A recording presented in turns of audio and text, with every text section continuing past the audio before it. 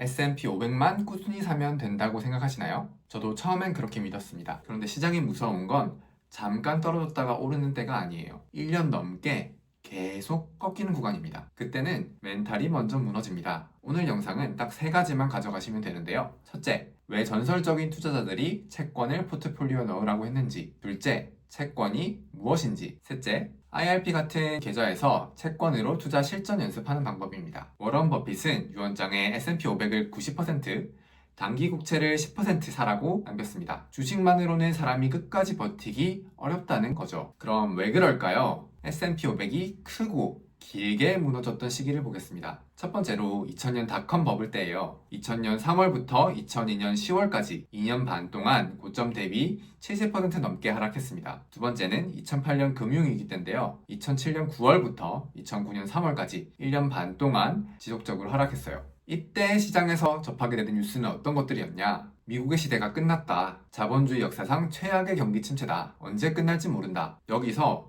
그래도 저는 장기 투자할 거니까 계속 사면 되죠 라고 생각하시는 분들이 많을 텐데요. 이론적으로는 정답입니다. 하락이 몇 주 혹은 몇 달 정도만 되면 버티는 사람들도 꽤 많아요. 그런데 이게 1년, 2년이 넘어가면 얘기가 달라집니다. 그때는 이렇게 생각하게 돼요.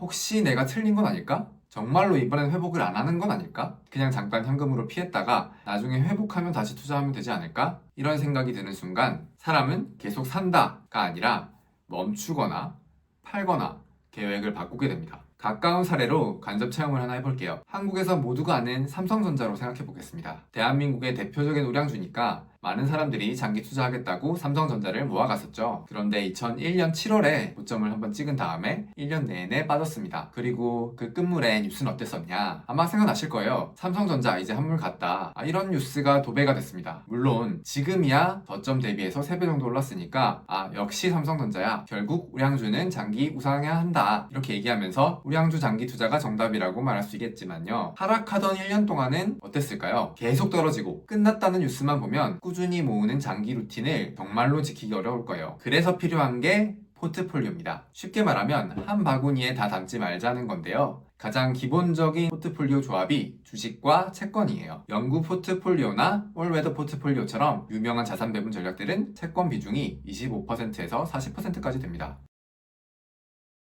그런데 도대체 채권이 뭐길래 다들 채권을 포트폴리오에 포함하라고 하는 걸까요? 투자가 등산이라면 채권은 물과 간식 같은 존재예요. 등산할 때 물이랑 간식을 챙겨서 가시잖아요. 한창 올라가고 있을 때는 짐이죠. 없으면 몸이 훨씬 가벼우니까 더 빠르게 올라갈 수 있잖아요. 이게 동네 뒷산에 잠깐 올라갈 땐 그렇게 하셔도 되죠. 하지만 몇 시간 동안 산에 오른다고 하면 중간에 에너지가 떨어졌을 때 쉬면서 간식도 먹고 수분도 보충해야 되겠죠. 이럴 때 물이나 간식이 없으면 정상까지 가지 못하고 중도 하차를 할 수밖에 없을 겁니다. 투자도 마찬가지예요. 금액이 작을 때는 다른 자산 없이 주식만 해도 괜찮습니다. 그렇지만 투자는 훨씬 더 긴 여정이죠. 투자금이 크면 클수록 더더욱 물과 간식 같은 채권을 챙겨서 투자를 이어가셔야 됩니다. 물론 채권이라고 다 똑같은 건 아니에요. 채권을 이해하시려면 두 가지 축으로 보셔야 돼요. 첫 번째, 만기입니다. 만기가 짧으면 더 안전하고 현금과 비슷한 성격을 가지고요. 만기가 길면 경기가 꺾이거나 금리가 내려가는 시기에 상승하는 경향이 커집니다. 우리의 목표는 수익뿐만 아니라 투자를 계속하게 만드는 안정감이에요. 주식이 흔들릴 때 내 마음을 잡아주는 역할을 하는 게 바로 채권이어야 하죠. 두 번째는 신용 등급입니다. 채권은 누구에게 돈을 빌려주느냐에 따라서 완전히 달라집니다. 가장 안전한 축은 선진국 국채예요. 나라가 망하지 않는 한 돈은 돌려받을 수 있거든요. 워런 버핏이 말한 채권도 바로 이 미국 국채입니다. 물론 어떤 경우에는 국가가 부채 상환을 거부하는 일도 생기고 환율 변화에도 민감하기 때문에 국가 신용도가 높고 환율이 안정적인 것이 굉장히 중요하겠죠. 초보 투자자가 안전판으로 써야 될 채권은 미국 국채처럼 안전한 채권을 말하는 겁니다.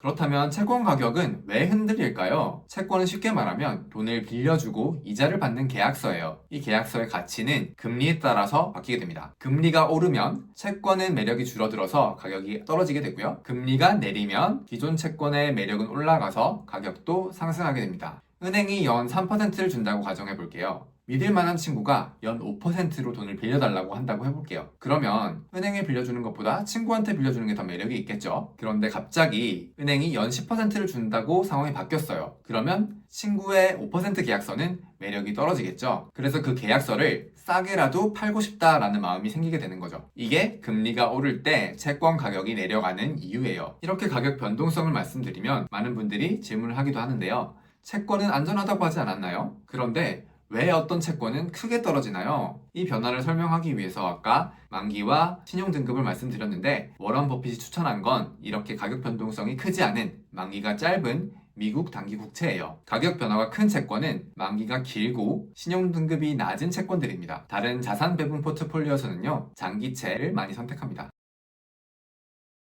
이제 실전에 들어가 볼게요. 채권 투자를 연습하기 가장 좋은 것이 어디냐? IRP, 퇴직연금입니다. 왜 IRP가 채권 투자 연습하기 가장 좋냐면요. IRP에는 다른 계좌에는 없는 특별한 규정이 하나 있거든요. 바로 30%는 반드시 안전자산에 투자해야 된다는 겁니다. 많은 분들이 이 30% 규정을 굉장히 귀찮아하시기도 하는데요. 저는 오히려 이게 채권과 자산 배분을 배우는 최고의 기회라고 생각해요. 아무리 이 자산 배분을 강조해도 일반 계좌에서는 채권 안 사도 되는데 굳이? 하고 넘어가지만 IRP에서는 어차피 30%는 안전자산에 넣어야 되니까 진지하게 고민을 할 수 있거든요. 제가 생각했을 때 IRP에서 선택할 수 있는 채권은 크게 두 가지예요. 이론적으로는 미국 채권이 가장 정석이에요. 글로벌 투자자들이 가장 많이 사는 채권이거든요. 그런데 한국 채권 ETF도 충분히 괜찮다고 생각해요. IRP는 어차피 장기로 가는 한국 계좌잖아요. 퇴직할 때까지 5년, 10년, 20년 물어둘 돈이에요. 우리가 원하는 건 안정성이니까요. 예시로 한번 살펴보겠습니다. 공격자산은 미국 S&P 500 ETF로 고정해두고요. 안전자산에만 변화를 줄게요. 공격적인 투자자라면 미국의 장기채 ETF인 에이스 미국 30년 국채 액티브라는 펀드를 고려해 보시고요. 보수적인 투자자라면 한국 종합채권 ETF인 코덱스 종합채권 액티브를 고려해 보세요. 이 두 가지의 비중을 조절하면서 투자를 해보셔도 좋을 것 같아요. 여기서 핵심은 오랫동안 투자하다 보면 이 30% 안전자산의 필요성을 느끼는 때가 반드시 온다는 겁니다. 그럼 일반 계좌에서는 어떻게 할까요? 내 성향에 따라서 그 비중은 자유롭게 선택하시면 되지만 BNB나 AGG라는 이 ETF들이 여러 종류의 채권을 담고 있어서 글로벌 투자자들이 가장 많이 선택하는 채권 ETF거든요. 장기적으로 채권은 수익률이 낮은데 채권을 활용한 자산 배분의 1차적인 목표는 수익률도 있지만요. 장기적으로 안전하게 투자를 포기하지 않고 계속하게 만드는 겁니다. 크고 긴 하락장이 왔을 때 채권을 팔아서 에너지를 보충하고 그 힘으로 다시 주식을 매수할 수 있는 거죠. 주식을 샀다 팔았다 하면서 타이밍 맞출 생각하지 마시고요. 안전자산을 보유해서 위기에 대비하시는 게 훨씬 더 중요합니다. 투자는 마라톤이에요. 끝까지 가는 사람이 이깁니다. 채권은 여러분이 그 마라톤을 완주하게 해주는 에너지바 같은 존재라는 걸 기억해주세요. 오늘 영상이 도움이 되셨다면 좋아요와 구독 부탁드리고요. 다음 영상에서 찾아뵙겠습니다. 감사합니다.